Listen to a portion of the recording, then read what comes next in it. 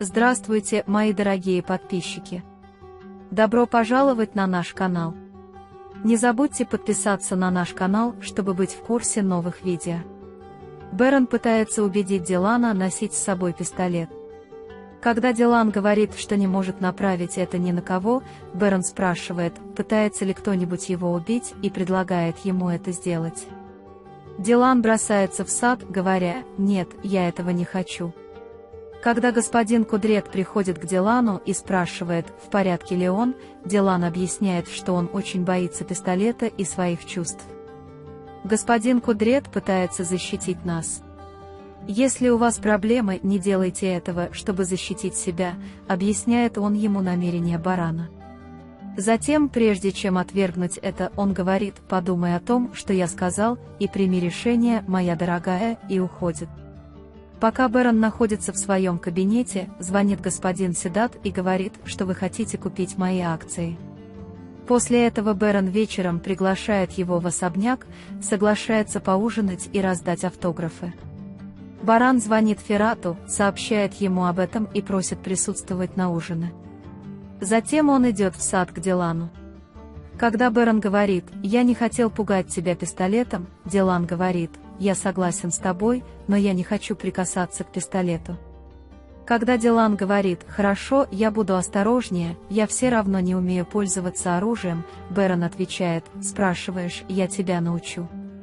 Когда Дилан говорит: «Нет, я не хочу этого ни по какой причине», Бэрон говорит, что тогда ты не можешь покинуть особняк, и сердито покидает его.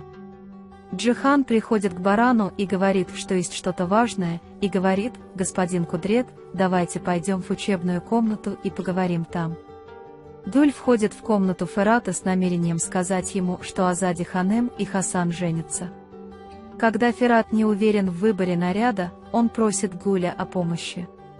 Когда Ферат говорит Гулю: «Теперь тебе не придется носить эту одежду, я куплю тебе много одежды, и мы будем вместе ходить на каждый деловой ужин», Гуль чувствует себя плохо и уходит, потому что у него есть работа. Джихан просматривает запись с камеры автомобиля, но лица мужчины не видно. Господин Кудрет предупреждает барана, что если он не сдержит свой гнев, мы совершим ошибку. Джихан также предлагает барану успокоиться и набраться терпения. Дуль покидает Ферата и в слезах бросается в сад. Она расстраивается, когда думает, что госпожа Азади сказала: «Ты служанка, ты останешься такой, покончи с этим браком, иначе я буду знать, как его разорвать». С другой стороны, думая, что нет, Ферат меня любит, он меня не стыдится, госпожа Кадер зовет на помощь, говоря, что у нее гость на ужин. Когда господин Кудрет и Джихан хотят пойти провести исследование, баран не хочет идти. Пока господин Кудрет говорит, что мы не можем запереть всех в особняке, они убеждают Джихана, что мы возьмем с собой лучших охранников. Когда госпожа Кадер приходит к Дилану, Дилан разделяет ее обеспокоенность тем, что ей очень жаль барана и что он никогда не отдыхает и очень устает. Он звонит Гану Джавахиру Седату и сообщает, что является претендентом на покупку акций. Когда господин Седат говорит: «Извините, я обещал кому-то другому, я не могу продать его вам», Джавахир спрашивает, кому он продал его, и узнает, что он заключил соглашение с бараном. Когда Джавахир говорит, что продажа еще не завершена, и я дам вам вдвое больше, чем дает баран, господин Седат отвергает это, говоря, что это было бы неэтично, спасибо. Джавахир очень злится и отправляет поэта научить этого человека, что такое этика. Пока Дилан готовится, приходит Бэрон и спрашивает: «Куда вы собираетесь?» Когда Дилан говорит: «Я иду к своей матери, я не могу оставаться здесь в тюрьме», Бэрон останавливает ее, говоря: «Ты не можешь никуда идти, ты знаешь, с какой опасностью мы сталкиваемся». Пока Ясмин собирается принести лекарство Цеврии в ресторан и уйти, Джевдет смотрит на Цеврии, и Цеврия делает вид, что у нее схватки. Затем Цеврия извиняется и не дает Ясмин уйти. Ясмин убеждает его: «Хорошо, не волнуйся, я сделаю это с Харуном». Пока баран инструктирует стражников особняка, что сюда не будут летать птицы, Дилан и Джихан следуют за ним. Пока они говорят о баране, Джихан убегает, когда баран понимает, что они здесь.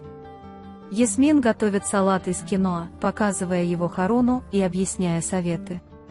Пока Ясмин это делает, Харун не может оторвать глаз от Ясмин. Когда Гуль приносит кофе Гэже Азади и Хасану, госпожа Азади не может нарадоваться оскорблениям и много чего говорит Гулю. Пока Бэрон тренировался по стрельбе, к нему подошел Дилан и спросил: «Ты решил сделать это сам, когда я этого не сделал?» Когда Бэрон сурово смотрит на меня, а Дилан говорит: «Не смотри на меня так сердито», Бэрон говорит: «Почему ты настаиваешь на том, чтобы понять меня?» Пока они спорят, к ним приходит дядя Ахмед, рассказывает историю Джелала и Джамеля и говорит: «Когда я смотрю на вас, я вижу их конфликт».